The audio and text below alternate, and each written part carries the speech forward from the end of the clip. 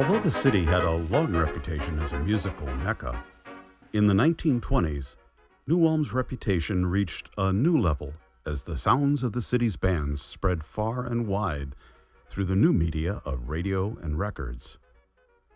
New Ulm's first ambassador of German music was Whoopi John Wilford. As young men, Whoopi John, a concertina player, and his brother Eddie, a clarinetist, formed a band to play at local dances.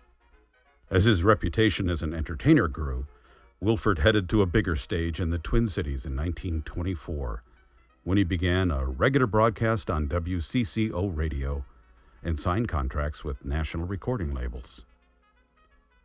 After World War II, as the country returned to civilian life, the popularity of band music soared to new heights.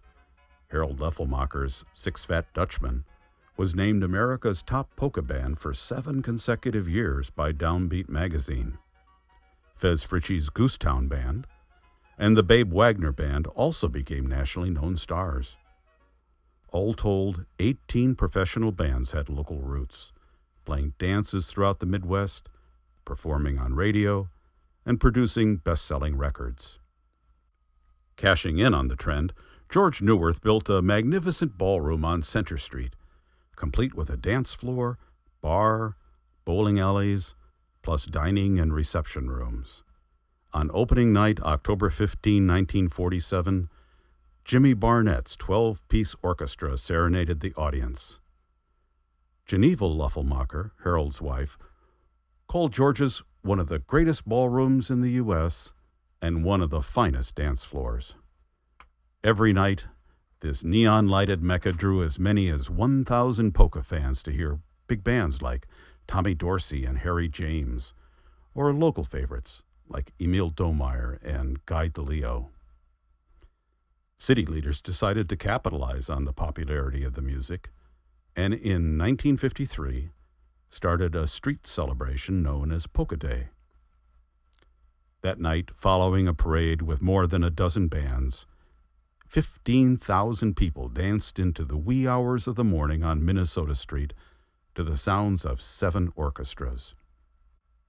The next year, Collier's magazine picked up the story, labeling New Ulm as the Oompa Town. Down the streets of New Ulm, any day of the week, children wrapped in tubas trundle along to their music lessons. When a child is born, the townspeople say, he is given his choice between a brass horn and a silver dollar. If he takes the dollar, his parents disown him. Evan Jones, Collier's Magazine.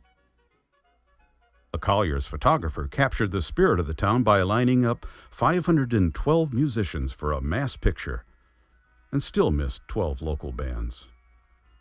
Thanks to this story, Polka Days grew by leaps and bounds. By the late 60s and early 70s, Polka Days drew as many as 80,000 visitors to the city. Its popularity began to overwhelm the town, and in 1971, the Chamber of Commerce decided to end the annual event.